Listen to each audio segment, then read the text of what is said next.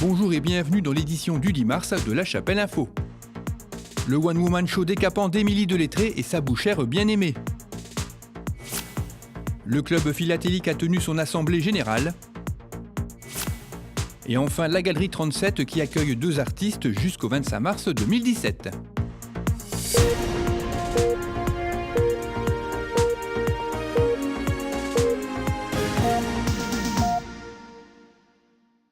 L'Espace Mandela a accueilli l'humoriste Émilie Delettré et son One Woman Show Ma bouchère bien-aimée. Durant 1h15, le public a découvert Jean Van Gutt, une jeune femme pas très gâtée qui n'a jamais été désirée ni par sa mère, ni par son père, ni par l'amant de sa mère. Un humour cash noir à l'état brut, parfaitement orchestré par cette ancienne professeure des écoles, originaire de la région et plusieurs fois primée lors de différents festivals. Effectivement, j'étais professeure, mais parallèlement à ça, je faisais du théâtre d'improvisation. Et j'ai eu la chance d'avoir un metteur en scène, Philippe Despatures, qui s'est intéressé à mon travail et qui m'a proposé de coécrire un spectacle qui nous a un peu déplacés dans la réussite de ce spectacle. Et j'ai eu l'occasion d'être produite. Du coup, il a fallu faire un choix. Et j'ai fait ce choix de devenir professionnelle. J'ai démissionné de l'Éducation nationale, mais si vous voulez, ça s'est fait en 2 temps. C'est-à-dire, pendant que j'étais enseignante, j'ai commencé le spectacle, mon premier spectacle qui s'appelait L'art indélicat de la féminité. Et ensuite, j'ai démissionné pour continuer le spectacle, devenir improvisatrice professionnelle. Voilà. En même temps, ma mère, faut la comprendre, hein, la pauvre. Mes pères l'avaient laissée tomber sur le parking du Macumba. Entre une Fuego et une canette de bière. Ah bah, on dit que l'alcool tue. Mais combien sont nés grâce à lui, hein. Ma mère, du coup, elle dit qu'elle sait pas qui c'est mon père. Et moi, je sais qui c'est mon père. Hein. C'est Vincent Lagaffe. Ah si, tous les mois, ma mère, elle dit « Merci Lagaffe, merci Lagaffe !» Il s'appelait Les Confessions d'une bouchère et à présent, il s'appelle Ma bouchère bien-aimée. Tout simplement parce que ça faisait trop théâtral le premier titre, Confessions d'une bouchère. Alors, Ma bouchère bien-aimée est née de la volonté de faire un spectacle qui parlait de ces gens qui ne savent pas dire non et qui avaient envie à un moment donné de se positionner. Voilà. Donc, le prétexte a été de trouver ce personnage de bouchère qui est gentil, qui est trop gentil, qui est tellement gentil que tout le monde lui marche dessus. Alors, du coup, on voit tous les personnages gravir autour d'elle et c'est à travers les yeux des autres personnages qu'on comprend un peu son parcours. Voilà, l'idée c'était vraiment ça au départ et puis j'avais aussi envie de changer un peu par rapport au premier spectacle qui était un spectacle un peu plus burlesque. Là ça raconte vraiment une histoire, c'est-à-dire que tout au long des personnages il y a vraiment une situation initiale, un problème et puis le problème qui va se régler tout au long du spectacle. Non, et alors le jour de l'accouchement, bon, j'avais un peu insulté la sage-femme, voilà, c'est ça, la sage-femme, parce que j'avais pas eu de père idéal, non, de périanal. Et le truc qui fait pas mal, là, je l'ai pas eu. Ah ben c'est pour ça que j'ai appelé ma fille Jean. Ah, parce que j'en ai chié.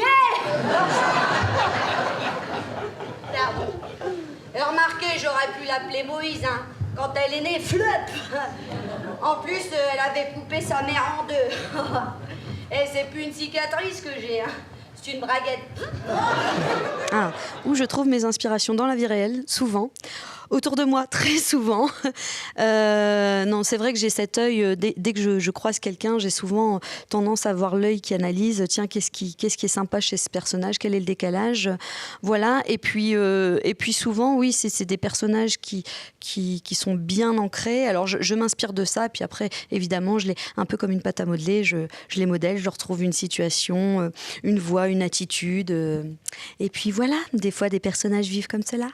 Je découvre Madame Van Gutt, qu'elle est agenouillée, en train de fouiller dans le derrière d'un labrador. Et là, je vois le chien qui me regarde comme ça, avec son regard abattu, Dalida. Je me dis, tiens, elle essaye de récupérer ses doigts. Non, elle était en train de remplir l'animal des crottes qu'elle avait ramassées depuis 3 semaines.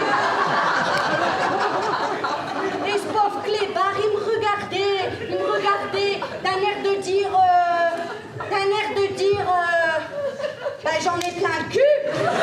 Souvent dans l'humour, l'humour féminin, on a tendance à se dire, tiens, les femmes qui font rire, est-ce que ça fait pas peur aux hommes ? Moi, je trouve que finalement, c'est bien aussi dans le paysage humoristique qu'on puisse, nous, avoir notre regard féminin. Alors, non pas que nous sommes si différents l'un de l'autre, mais je pense qu'il y a un regard beaucoup plus émotionnel que l'homme qui est cash. Alors, moi, ce qui m'intéressait aussi, c'était de montrer que finalement, une femme aussi, elle peut être aussi cash qu'un homme, avec peut-être un peu plus de subtilité, mais aussi montrer, voilà, moi, dans ce spectacle, c'est de l'humour plutôt bien cash, plutôt bien noir. Dans le premier spectacle, c'est du rentre-dedans aussi, mais c'est ça, c'est de montrer que finalement, l'humour, c'est asexué, quoi. Ça peut être accessible à tous. Derrière cet humour décapant se cachait une générosité à laquelle le public s'est montré sensible. Petit cadeau bonus, le 8 mars, c'était la journée des femmes, et Émilie vous a laissé un message rien que pour vous, mesdames.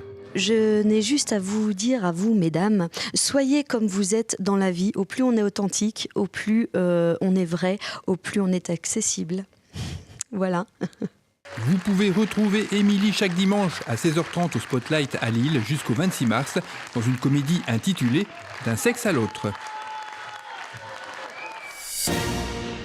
Le club philatélique chapellois a tenu son assemblée générale dimanche dernier. Son président Francis Kerinx est revenu sur la dernière fête du timbre qui fut une réussite et il en a profité pour remercier toutes les personnes et les associations qui y ont participé. Lors de cette fête, une tombola nationale était organisée pour tenter de remporter une tablette numérique. Il y en avait 15 à gagner sur tout le territoire et un gagnant a été tiré à la chapelle. Il s'agit de M. Christian Chaunavel, membre du club postal philatélique international. Monsieur et Madame Chaunavel étaient présents ce dimanche. Parisiens, ils ont fait la route jusqu'à la chapelle pour se voir remettre cette tablette des mains de Robert Dedecker, président du groupement régional et conseiller fédéral de la Fédération française des associations philatéliques. Le secrétaire du club, Jean-Claude Leclerc, a ensuite fait le bilan des activités de l'année écoulée, une année bien chargée puisque le club a participé à énormément de manifestations locales et régionales, avec entre autres bien sûr la fête du timbre et le concours régional à Arras, mais aussi une participation au congrès national à Paris. Robert Dedecker a quant à lui rappelé combien il aimait venir aux assemblées générales du club. J'ai fait beaucoup d'assemblées générales cette année et en nombre c'est la seconde, en effectif. Donc c'est très bien. Et effectivement, au travers du rapport d'activité de l'année que nous a fait Jean-Claude Leclerc, on a vu que vous aviez une association dynamique qui participe aux activités, bien sûr, fédérales, je dirais, mais également à la vie locale. Et ça, c'est très important. Bernard Coine, maire de La Chapelle, a salué le dynamisme du club et sa capacité à pouvoir se passer de subventions municipales. Constant Kokelberg, le président du club philatélique de Hump, une commune belge située à proximité de Bruxelles, a offert en signe d'amitié le catalogue officiel de Belgique au président chapellois, un outil précieux pour les collectionneurs de timbres belges. La fête du timbre a lieu ce week-end, mais le club chapellois n'y participera pas puisqu'il ne l'organise que les années paires. Par contre, il organise sa bourse annuelle le 19 mars prochain à La Choc et une exposition Passion les 30 septembre et 1er octobre de cette année. La Galerie 37 accueille actuellement une exposition de 2 artistes. Nathalie Gillard, sculpteur céramiste, a choisi la technique du racu pour ses sculptures en terre cuite modelées, enrobées, émaillées et enfumées. Elle recherche les contrastes entre le mat et le brillant, le noir et la couleur, et les craquelures qui donnent vie aux pièces et font place à l'inattendu. L'artiste a déjà une longue pratique de la sculpture et a participé à de nombreuses expositions dans notre région. Le travail du peintre Vincent Marronnier est quant à lui synonyme de couleur, de transparence et de mouvement. La joie de vivre se dégage de l'ensemble de son œuvre où le sujet n'est qu'un prétexte pour exhaler la richesse des couleurs.